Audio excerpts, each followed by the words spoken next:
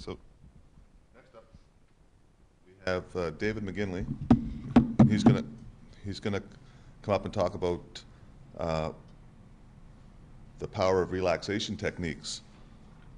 David is a native of Halifax, and he is the staff chaplain for cancer patients at the QE2 Health Science Center. He has been researching healing and energy since 1993.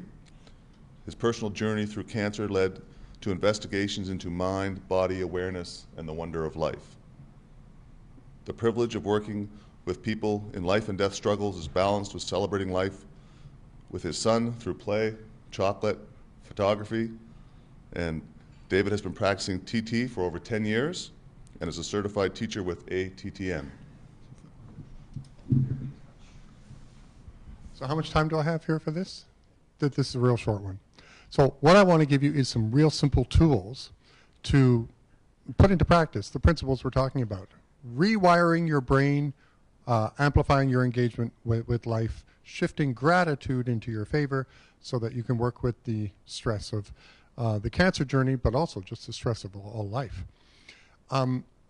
It's interesting how we're wired for negativity. I was reading how we have tens of thousands, I think it was something terrifying, like 90,000 negative thoughts a day compared to a few thousand positive thoughts, which was so depressing.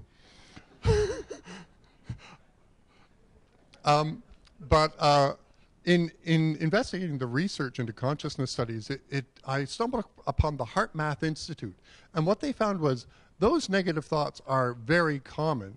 However, the entropy of them, the energy of them, is quite low. So if we were to graph it, it has well, this has not energy quite low. A negative thought has a very high spike, so a high amplitude, high energy, right? But a low duration. But a positive thought, a compassionate or loving thought, has an incredibly low energy. So we're talking about 5 watts compared to 50 watts. But the duration of it is like an ocean swell that's just unstoppable. It lasts so long and ripples out so far. Heart Math Institute was actually able, this sounds amazing, to measure the energy field around people's body emanating from their brain and their heart. And they found that the field from the heart is 6 times more powerful than the field from the brain. And a lot of traditions say the heart is the seat of consciousness. And that heart field goes out so much farther than the one from the brain. And when you generate a mindful, loving, compassionate intention, or joy and laughter, it actually affects the local environment. It affects other people's energy fields. Now, you know this intuitively because someone walks in the room with lots of charisma and positive energy, and they can really pick up a party, especially if they bring a 6-pack. But someone who walks into the room and you feel the energy, the negativity, they don't need to say anything. There's this dampening effect. So the scary conclusion, which is also very exciting, is it means that there's no such thing as a private thought. Uh-oh. Yeah. All the thoughts and feelings ripple out from us. And the energy, the amplitude of these is increased exponentially when the mind and the heart are in synchronicity with each other. When they're in sync and there's harmony and the energy is in sync, the power of that intention is quite dramatic. So the Heart Math Institute does these training exercises and tests to try to get your mind and your heart to be congruent. It was fascinating. They came to grand rounds, oncology grand rounds at the hospital. They gave a presentation. They had the instrumentation there. I was optimistic and thought, I'll just volunteer, go up there and be hooked up to this device and they can measure my heart and brain waves. Well, thank God it worked. and demonstrated that I could generate a positive field that was much more powerful when my heart and my mind were in sync. How could you do that? Well, you can do it simply through the power of your intention.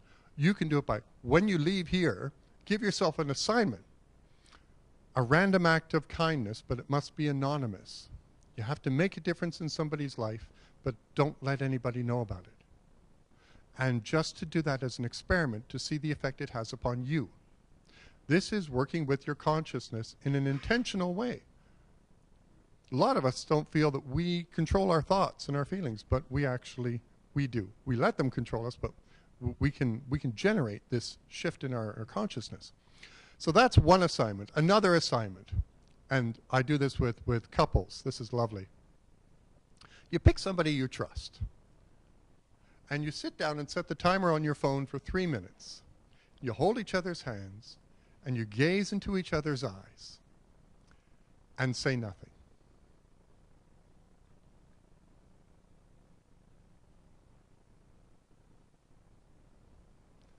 See, you already feel awkward. 3 minutes. During the exercise, your job is not to try to understand what the other person is feeling or going through, but to use them as an amplifier to crank up the volume on your own noise. Your feelings and thoughts are going to start racing like crazy during those 3 minutes, and your assignment is not to abandon any part of your experience, but to attend and listen to who you are. Learn. Don't judge, don't edit, don't criticize, and if you do, notice that. And listen to all the noise. Again, it's because we spend most of our energy avoiding ourselves.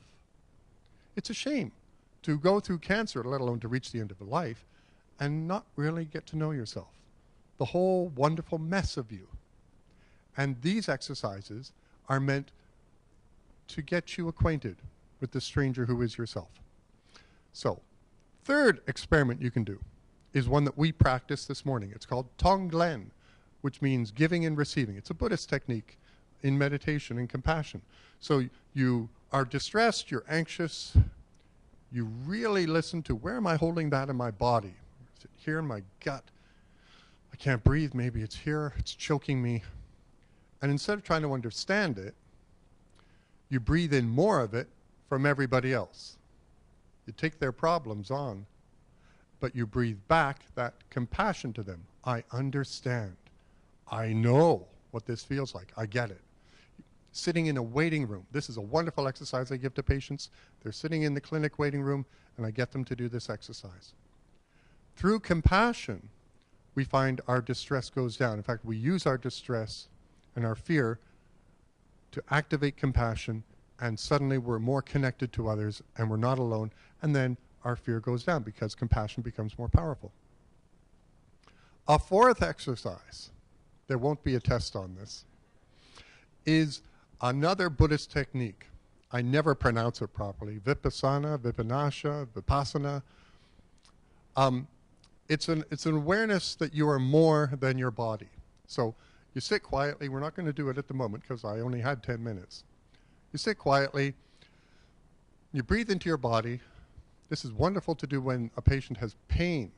I love working with pain and the mind. And you say, I have this pain, but I'm not this pain. Moving into the pain, feeling the edges of pain, emotional pain too. I have this pain. I have this body, but I'm not this body. Right? Closing your eyes. It's even harder when you look into a mirror. If you're standing naked looking into a mirror. I have this body, but I'm not this body. I have these thoughts, but I'm not these thoughts. I have these feelings, right? That's not who I am. It's all temporary. It's a simple and wonderful tool to step back from your experience with compassionate detachment. Compassionate detachment. And suddenly anxiety goes down, fear goes down, quality of life goes up, connection to others and to yourself goes up. So, Vipassana, V-I-P-A-S-S-N-A, Tonglen, T-O-N-G-L-E-N, random acts of kindness, 3-minute exercise. These are some simple tools to work with your experience. We live in a society that wants to fix, that wants to provide an external solution. If you learn this technique, right, if you buy this book, though yours is fantastic, right, we're looking for those answers outside of us. And those are guides, but the answer is always inside of us, and you got to find your way. And the raw, difficult struggle of your feelings and thoughts are the best and most accessible tools. to go deep into the humanity of the experience and to awaken the wisdom that you're looking for. There's an old Buddhist phrase. It says, if you meet the Buddha on the road, shoot him. Shoot him. And it means that don't let someone else be your spiritual master. You are your spiritual master. Right? You are your greatest teacher. Which leads to a Zen principle that the job of your spiritual teacher is to insult you. Right? It's to jar you. It's to threaten you. It's to push you to activate those feelings and thoughts that are distressing, because those become the tools of the awakened mind. And if I can be full of pithy phrases, a third one is that a kite flies against the wind. It is the wind that pushes it higher. It is the struggle that makes us grow. It is the mind and the heart that are the tools of the journey. So there we are, 10 minutes. Okay. Thanks so much. God bless you and God help you on your journey.